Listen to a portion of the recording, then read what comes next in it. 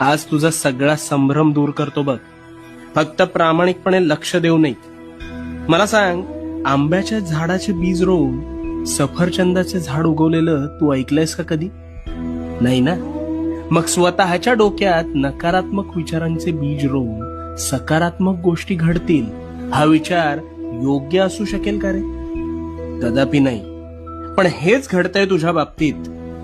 तू एखाद्या गोष्टीचा आरंभ संकल्प करून मोठ्या दिमाखात करतोस, पण काहीच दिवसात अपेक्षित यश मिळत नाही, म्हणून नकारात्मक विचारांचं तोरण आधीच मनात बांधायला सुरू करतोस.